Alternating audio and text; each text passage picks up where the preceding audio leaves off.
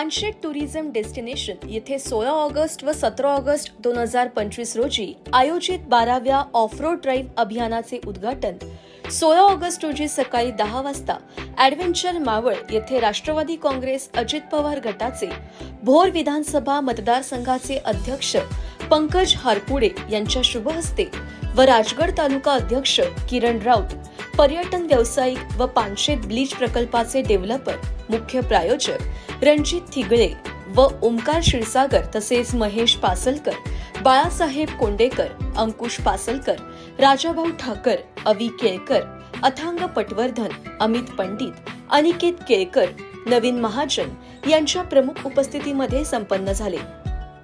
राजगड मुळशी या भागात आपण पर्यटनासाठी आवश्यक निसर्ग संपदा, पशुपक्षी, जैवविविधता, जलसंपदा, आरोग्यदायी खाद्य संस्कृती, आल्हाददायक वातावरण इत्यादी सोबतच छत्रपती शिवाजी महाराजांच्या हिंदवी स्वराज्य निर्मितीच्या ज्वलंत इतिहासाचा वारसा या भूमीला लाभला असून हे वैभव इतिहास जगाच्या पाठीवर कोणालाच कृत्रिमरित्या तयार करणे शक्य होणार नाही। संपूर्ण जगाला छत्रपती शिवाजी महाराजांच्या पराक्रमाचा आदर असून त्यांच्या कार्याबद्दल सर्वांनाच कुतूहलता आहे। त्यामुळेच भोर, राजगड, मुळशी या भागातील पर्यटन व्यवसायासाठी भरभराट होत आहे। ही फार आनंदाची बाब आहे। मी या ऐतिहासिक भागाचा लोकप्रतिनिधी या नात्याने पानशेत येथे आयोजित ऑफ रोड ड्राईव्ह अभियानासाठी आजपासूनच आलेल्या देशातील विविध देशातील स्पर्धकांचे, त्यांच्यासोबत आलेल्या पाहुण्यांचे, मान्यवरांचे, निमंत्रितांचे, पर्यटन व्यावसायिकांचे, ट्रॅव्हल एजन्सी असन सर्व असोसिएशनचे प्रतिनिधी, शासकीय अधिकाऱ्यांचे, पर्यटकांचे, सर्व पत्रकार, स्थानिक ग्रामस्थांचे मनापासून अभिनंदन करतो व या राष्ट्रीय अभियानाच्या यशस्वी आयोजनासाठी संग्राम पाटील यांना व त्यांच्या संपूर्ण टीमला मनापासून हार्दिक शुभेच्छा व्यक्त करतो। नमस्कार, मी रणजित प्रवीण थिगळे, राहणार इकडे वेल्हा तालुक्यातच कोलंब म्हणून माझं स्वतःचं गाव आहे। सनग्रो रियालिटी म्हणून आमची रिअल इस्टेट कंपनी आहे। त्यातले हे आमचे पार्टनर श्रीयुत ओमकार क्षीरसागर, हे स्वतः वकील आहेत आणि हे इकडच्या सगळ्या प्रॉपर्टीचे इन्व्हेस्टमेंट्स आणि मार्केटिंग बद्दलचं सगळं हे सांभाळतात। या प्रॉपर्टीचं डेव्हलपमेंट, रोड आणि बाकी छोट्या मोठ्या गोष्टींबद्दल आम्ही व आमची टीम काम करते। एकूण आम्हाला इथे येऊन आता 5 वर्ष झाले। इथले पहिला आमचा प्रोजेक्ट होता पानशेत प्राईम म्हणून, तो आपण ह्याच्या अलीकडे 7 किलोमीटर भुलपघर या गावात केलाय। त्यानंतर आमचा हा दुसरा पानशेत ब्लीच हा प्रोजेक्ट आम्ही इथे लॉन्च केलाय। 3 वर्ष आम्हाला भालवडी या गावात येऊन झाली। या 3 वर्षात हे काय प्रोजेक्टचं रंगरूप आज तुम्हाला दिसतंय ते आम्ही या 3 वर्षात केलेलं आहे। इथे आपण छोटे मोठे इव्हेंट्स घेतो, ऑफ रोडिंग, त्यानंतर संक्रांतीला पतंग महोत्सव, दिवाळीला दीपोत्सव, असे छोटे मोठे कार्यक्रम आपण नेहमी ठेवत असतो। गावकऱ्यांबरोबर दिंडी किंवा आपलं आषाढी वारी, या सगळ्या छोट्या मोठ्या गोष्टींमध्ये तर स्वतः इन्व्हॉल्व्ह होऊन त्यांच्याबरोबर कार्यरत असतात ह्या बाकीच्या गोष्टींमध्ये। आता हा आमचा प्रोजेक्ट एकूण आहे 65 एकरचा, त्यातले 30 ते 35% आमचं आता सोल्ड आउट झालंय। दिवाळीपासून आपण पुन्हा नवीन जोमाने इथले उरलेली कामं करून पुढच्या प्रोजेक्टची रूपरेषा ठरवतोय। हा जो प्रोजेक्ट आहे त्याच्या बरोबर समोर म्हणजे पूर्वेला जे आमच्या मागे दिसतंय ती शिरकोली, शिरकाई देवी, ज्या देवीला राजमाता जिजाऊंनी नवस करून शिवाजी महाराजांसारखे सुपुत्र त्यांच्या पोटी आले यासाठी ह्याच शिरकाई देवीला नवस केला होता आणि स्वतः शिवाजी महाराजांचा जन्म झाल्यानंतर त्या इथे येऊन नवस फेडून गेल्या आहेत। इथून 3 किलोमीटर पुढे घोडखल म्हणून आहे, जिथे शिवाजी महाराजांच्या घोड्यांचं तबेला असायचा, जिथं ते घोडे ट्रेन केले जायचे। तर ते इथून पुढे 3 ते 4 किलोमीटरवर घोडखल म्हणून आहे। त्याच्या पुढे घोलखिंड, जी कोकणात उतरायची वाट आहे, रायगडला कोकणात जायची जी वाट आहे ती घोलखिंड आणि ते बाकीचे सगळे परिसर येतात। बस, अजून काय?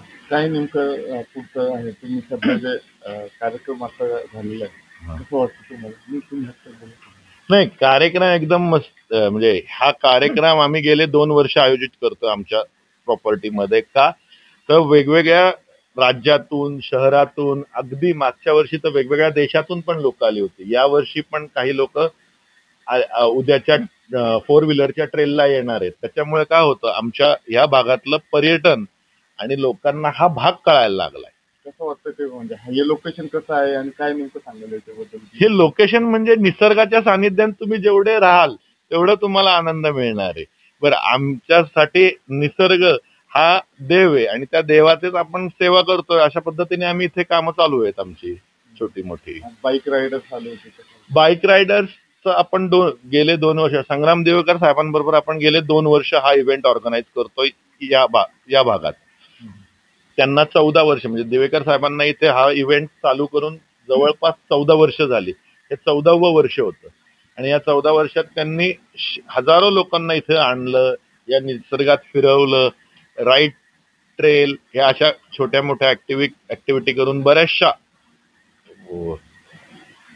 गोष्टी इथे घडतात आणि त्यामुळे पर्यटक येतात. एकदा येऊन गेले की मग ते फॅमिलीला घेऊन येतात. इथलं पर्यटन वाढतंय, इथला निसर्ग. दुसरी गोष्ट म्हणजे ते स्वतः कचऱ्याच्या आणि बाकी गोष्टींच्या बाबतीत खूप दक्षता घेतात. अजिबात कुठला कचरा टाकून देत नाही तिथं लोकांना. टाकला तरी ते स्वतः दुसऱ्या दिवशी फिरून ते सगळं गोळा करतात. कुठेही घाण करून देत नाही आणि त्यामुळे आम्हाला त्यांना आमची स्वतःची प्रॉपर्टी द्यायला जास्त आनंद वाटतो की कुठलीही गोष्ट करून ते निघून जात नाही. पुढे प्रत्येक गोष्टीत ते जबाबदारीने संपवतात ती गोष्ट. आनंद गोराड आहेत आमदार साहेब, कसं ते नेमकं यांनी म्हणजे त्यांचं पर्यटनांमध्ये तर खूप चांगलं काम चालू आहे. त्यांच्या कामामुळे आनंद गोराड साहेबांचं पर्यटनांमध्ये खूप चांगलं काम चालू आहे. त्यामुळे आजकाल इथे पर्यटक यायला लागलेत. आपली ही जी नवीन राजगड सफारी आणि पानशेत सफारी हे त्यांचं जे नवीन कन्सेप्ट आहे त्याच्यात तर खूपच, म्हणजे आता लोक विचारायला लागलेत की आम्हाला कधी बुकिंग मिळेल. गेल्या 2-3 महिन्यात त्यांनी हे चालू केलं पण त्याला प्रतिसाद चांगला आहे. बरं, हा निसर्गाने वेढलेला प्रदेश आहे. इथं तुम्हाला निसर्ग आणि निसर्ग, त्यामुळे पर्यटकांना आवडायला लागलं इथं यायला. बाकीचं कसं वाटतं की रस्ते आणि काय सुधारणा असं काय वाटतं अजून काय? बाकी इथे रस्ते आता सुधारणा होत चालल्या आहेत. त्याचबरोबर रस्त्यांचे आता देखभाल पण, दुरुस्ती आणि देखभाल पण वेळच्या वेळी झाली पाहिजे.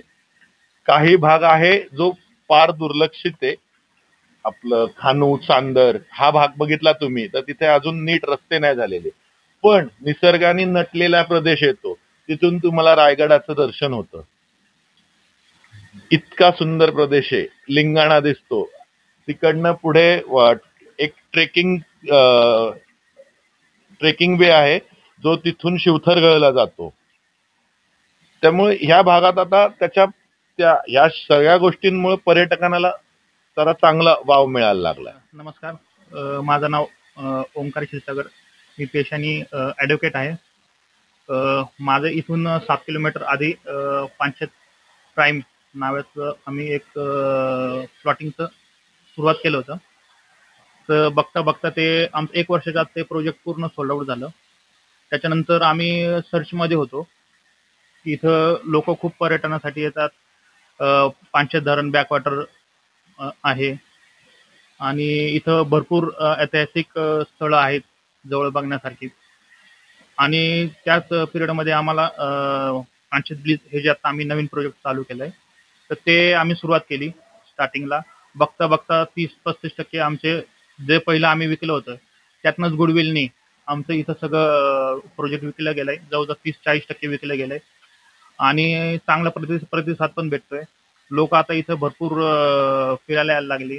आणि दुसरी गोष्ट, आम्ही काही ना काही मार्गाने प्रयत्नाने काही ना काही इव्हेंट करत असतो. गावातले इथले 7-8 गावातले लोक एकत्र आणून आम्ही दिंडी सुरू केली.